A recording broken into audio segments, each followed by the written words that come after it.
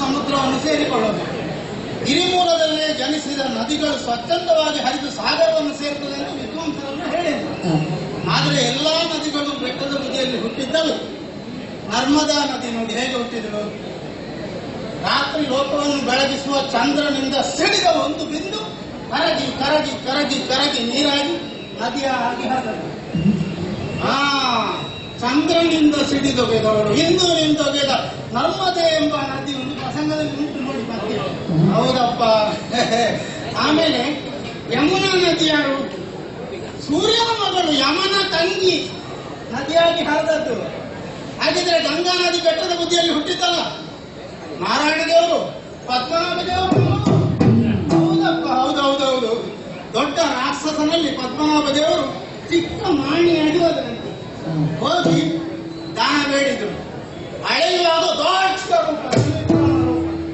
ಆಗ ಪಾದದಲ್ಲಿ ಹುಟ್ಟಿದ್ದು ಗಂಗೆ.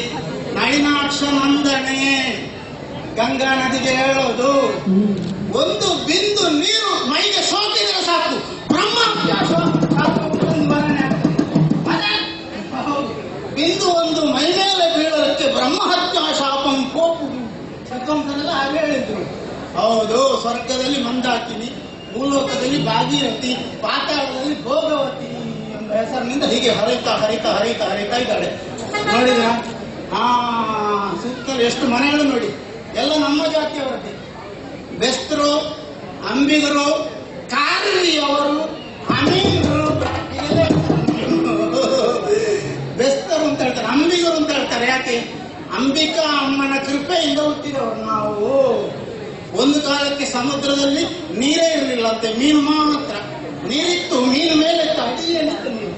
ಎಲ್ಲಾ ದೇವರು ಹೆಸರು ಹೇಳಿದ್ರು, ದೇವರೇ ಅಂಬಿಕಾ ಅಮ್ಮ ನೀರಿಲ್ಲ, ನೀರು ತೋರಿಸಿಕೊಡು ಅಂತ.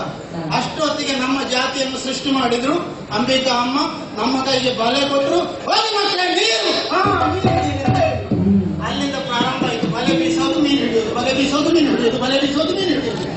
ಮೀನು ಕಮ್ಮಿ ಆಯ್ತು, ನೀರು ಮೇಲೆ ಬಂತು. ಈ ಲೋಕಕ್ಕೆ ನೀರನ್ನು ತೋರಿಸಿಕೊಟ್ಟವರು ಅಂಬಿಕಾ ಅಮ್ಮನ ಕೃಪೆಯಿಂದ ಹುಟ್ಟಿದ ಕಾರಣ ನಾವು ಅಂಬಿಗರು ಹೆಸರಾಯ್ತು. ನೋಡಿದ್ರ, ಎಲ್ಲ ಜಾತಿಯ ಮೀನನ್ನು ಹಿಡಿಯುತ್ತೇವೆ ನಾವು, ಆದ್ರೆ ಬ್ರಾಹ್ಮಣ ಮೀನನ್ನು ಹಿಡಿಯೋದಿಲ್ಲ. ಬ್ರಾಹ್ಮಣ ಮೀನು ಅಂತ ಅದು ಮೊದಲು, ಬಹಳ ಮೊದಲು ಒಬ್ರು ಭಟ್ರು ಮೀನು ತಿನ್ಲಿಕ್ಕೆ ಶುರು ಮಾಡಿದ್ರಂತೆ. ಈ ಊರಿನ ಭಟ್ರಲ್ಲ, ನನಗೆ ಓದಿಯೋದು ಬೇಡ, ಯಾರೇನು ಇವ್ರನ್ನವರಲ್ಲ, ಯಾವುದೋ ಊರಿನವರು. ಆದ್ರೆ ಬ್ರಾಹ್ಮಣರ ಮಂಡೆ ಉಂಟಲ್ಲ, ಬಹಳ ಬುದ್ಧಿವಂತರು, ಬಹಳ ಬುದ್ಧಿವಂತರು ಅವರು. ಈ ಬೆಂಕಿಗೆ ಏನು ಹಾಕಿದ್ರು ಅದು ಸುಟ್ಟು ಶುದ್ಧ ಆಗ್ತದೆ ನೋಡಿ. ಆ ಬ್ರಾಹ್ಮಣ ಲೆಕ್ಕ ಹಾಕಿದ್ರು, ಹಸಿತಿದ್ರೆ ಅಲ್ವಾ ಅಶುದ್ಧ ಆಗುವಂತ ಸುಟ್ಟ ಹಾಕಿದ್ರೆ ಶುರು ಮಾಡಿದ್ದಾರೆ. ಹೀಗಿರುವ ಬ್ರಾಹ್ಮಣರು ಹೀಗಾದ್ರು ಮನೆಯ ಬಾಗಿಲೇ ಬದಲಾಯಿಸಿದ್ರು, ಹೋರಾದವರು. ಆದ್ರೆ ಬ್ರಹ್ಮದೇವರಿಗೆ ಗೊತ್ತಾಗದೇ ಇರ್ತದೆ, ಗೊತ್ತಾಯ್ತು. ಕೆಲವು ಬ್ರಾಹ್ಮಣನೇ ಮೀನು ತಿನ್ನೋದು ತಪ್ಪು ಅಂತ ಗೊತ್ತಾಗಿ ಮೀನು ತಿಂದಿದ್ದಲ್ವಾ, ನೀನು ಮೀನು ಆಗಿ ಹೋಯ್ತು.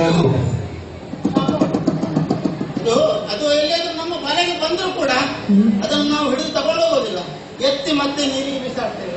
ಬ್ರಾಹ್ಮಣ ಮೀನು ಅಂತ ಗೊತ್ತಾಗ್ತದೆ, ಒಂದು ಲಕ್ಷಣ ಉಂಟು. ಅದಕ್ಕೆ ಎಡಗೈಲಿಂದ ಬಲ ಸ್ವಂತಕ್ಕೆ ಜಾನುವಾರದಾಗ ಒಂದು ಅದನ್ನು ಬಿಸಾಡ್ತೀವಿ ನಾವು. ಹೌದು, ಈಗಿಲ್ಲ, ಅದಕ್ಕೆ ಶಾಪ ವಿಮೋಚನೆ ಆಗಿದೆ. ಹಾಗೆ ನಮ್ಮ ಕೆಲಸ ನಮ್ಗೆ ನಾವೇ ಆಧಾರ, ನಾವೇ. ಹೌದು, ಯಾರನ್ನು ನಂಬಿಯೂ ಇಲ್ಲ ನಾವು. ಎಲ್ಲ ಅರಿದುಕೊಳ್ಳುವವರು ತುಂಬಾ ಜನ ಇದ್ದಾರೆ. ಕೊಡಲಿಕ್ಕೆ ನಾವೇ ಆಗ್ಬೇಕು ಅಂತ ನಮ್ಗೆ ಗೊತ್ತುಂಟು. ಒಂದು ನಾವೇ ಆಧಾರ, ಇನ್ನೊಂದು ನಾವೇ ಆಧಾರ, ದೋಣಿಯೇ ಆಧಾರ ನಮಗೆ. ಹೌದು, ಹಾಗೆ ನಮ್ಮ ಕೆಲಸ ಆಗ್ತಾ ಉಂಟು ನೋಡಿ.